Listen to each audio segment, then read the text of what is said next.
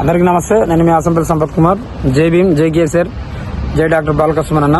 ఈరోజు తెలంగాణ రాష్ట్ర ముఖ్యమంత్రి రేవంత్ రెడ్డి గారు మరి ఈ రాష్ట్రంలో చేసింది ఏమీ లేక చెప్పుకోవడానికి ఏమీ లేదు కాబట్టి శూన్య ప్రియాలు శుష్క హస్తాలు మాత్రమే ఉన్నాయి కాబట్టి మరి తెలంగాణ రాష్ట్రంలో ప్రజల్లో ఏదో చేస్తున్నాము అనేటువంటి ఒక నటన ప్రజల్లోకి తీసుకుపోవడానికి ఈరోజు 6 గ్యారంటీల పేరుతో 6 గారడీల పేరుతో ఆ రోజు అధికారంలోకి ఏ విధంగా ప్రజలను మోసం చేసి వచ్చిర్రో మళ్లీ 28 నెలల తర్వాత కూడా అదే మోసానికి తెరలేపుతూ మరి ఈరోజు ఈ కాంగ్రెస్ సర్కార్ ప్రతి గ్రామంలో గ్రామ సభల పేరుతో గారడి చేస్తూ ఉద్దరముచ్చట్లు మాట్లాడుతూ ఈ ప్రభుత్వం మళ్లీ ప్రజల యొక్క మనసును డైవర్ట్ చేయడానికి ఈరోజు గ్రామ సభలు అనేటువంటి దానికి తెరలేపింది.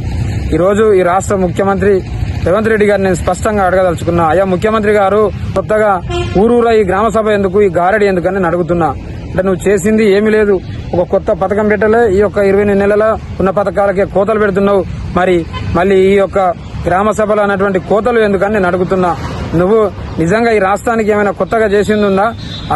చేసింది ఉందంటే అది కేవలం ఈ రాష్ట్రంలో అతి తక్కువ కాలంలో ఏ రాష్ట్ర ముఖ్యమంత్రి కూడా చేయలేనటువంటి అప్పులు ఏవైతే 3,50,00,000 ఉన్నాయో మరి అంత అప్పు చేసినందుకు చర్చించమని అడుగు ఈ గ్రామ సభలు పెడుతున్నావా?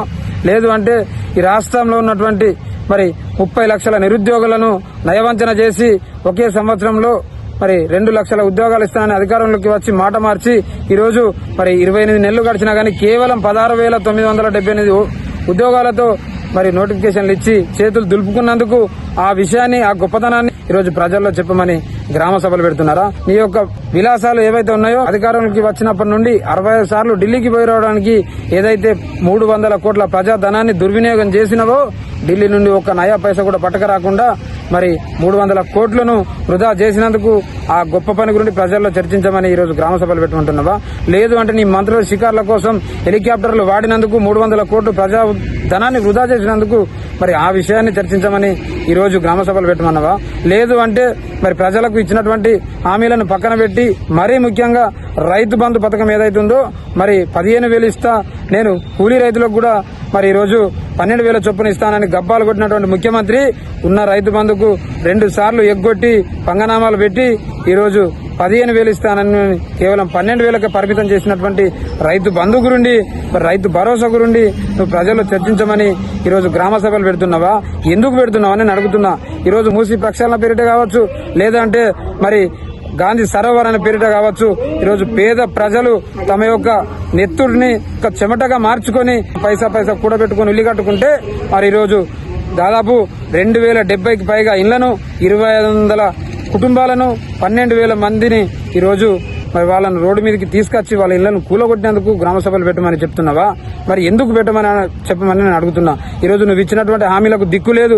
మరి తెలంగాణ రాష్ట్రంలో గతంలో కేసీఆర్ గారి పాలనలో ఏదైతే గురుకుల విద్యాలయాలు అద్భుతంగా విజయాలను సాధించి విద్యా విజయాలకు నిలువుగా ఉన్నాయో నీ పాలనలో గురుకులాలు విద్యార్థుల యొక్క ఆత్మహత్యలకు అడ్డాగా నిలిచాయి.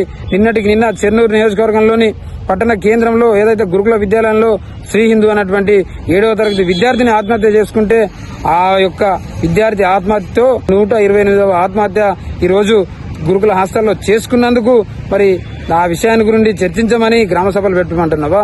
ఎందుకు ఈ గబ్బాలు కొడుతున్నావు ముఖ్యమంత్రి? ఇప్పటికైనా నువ్వు ఇచ్చినటువంటి హామీల మీద దృష్టి పెట్టాలి. ఇలాంటి అపవాదులు తెచ్చేటువంటి రాజకీయ పాలిటిక్స్ నువ్వు చేస్తే, తప్పకుండా డైవర్ట్ పాలిటిక్స్ చేస్తే ప్రజలు కూడా నిన్ను డైవర్ట్ చేయడానికి అతి కొద్ది రోజులు ఉన్నాయి. మరికొద్ది రోజుల్లో నిన్ను నిజంగా ప్రజాక్షేత్రంలో నిలదీయడానికి ప్రజలు కంకణం కట్టుకున్నారు. ఇప్పటికైనా మరి నీ తప్పును తెలుసుకుని ఇచ్చినటువంటి హామీలను అమలు చేసే పనిలో ఉండాలి.